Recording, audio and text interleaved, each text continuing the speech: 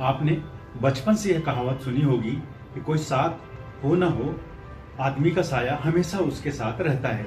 लेकिन साल में एक दिन एक समय ऐसा भी आता है जब उसका साया साथ छोड़ जाता है। नमस्कार दोस्तों, मैं हूं देवेंद्र उगारे। हेरिटेज वॉक में आपका स्वागत है।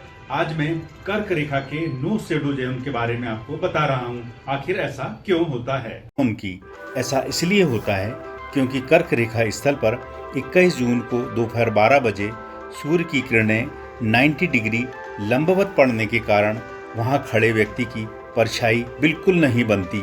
इसलिए कर्क रेखा क्षेत्र को नो शैडो जोन भी कहा जाता है।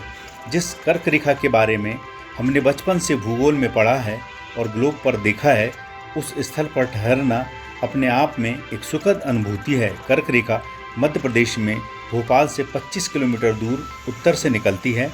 जहां से यह रेखा गुजरती है वह स्थान स्टेट हाईवे नंबर 18 पर है। रायसेन जिले के दीवानगंज और सलामतपुर के मध्य स्थित है। कर्क रेखा को चिन्हांकित करने के लिए उस स्थान पर राजस्थानी पत्थरों से चबूतरानुमा स्मारक बनाया गया है। यह स्थान रायसेन जिले का सबसे आकर्षक सेल्फी पॉइंट है। यहाँ से निकलने वाले प्रत्येक व्यक्ति सेल्फी लिए बिना आगे नहीं बढ़ते।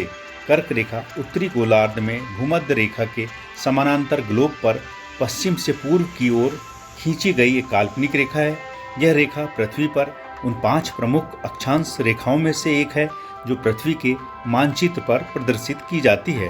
कर्क रेखा पृथ्वी की उत्तरी अक्षांश रेखा है जिस पर सूर्य दोपहर के समय लंबवत होता है। 21 जून को जब सूर्य इस रेखा के एकदम ऊपर होता है, उत्तरी गोलार्ध में वह दिन सबसे लंबा और रात सबसे छोटी होती है। यहाँ इस दिन सबसे अधिक गर्मी भी पड़ती है। कर्क रेखा के समानांतर दक्षिणी गोलार्ध में भी एक रेखा होती है जिसे मकर रेखा कहते हैं। सूर्य की स्थिति मकर रेखा से कर्क रेखा की ओर बढ़ने को उत्तरायण और कर्क रेखा से मकर रेखा की ओर वापसी को दक्षिणायन कहते हैं। इस प्रकार वर्ष में 6 माह के 2 आयन होते हैं। कर्क रेखा मध्य प्रदेश के उज्जैन, रायसेन, विदिशा, सागर, दमोह, कटनी, उमरिया, शहडोल और जबलपुर जिलों से गुजरती है। उज्जैन में प्राचीन काल में वेधशाला बनाई गई थी।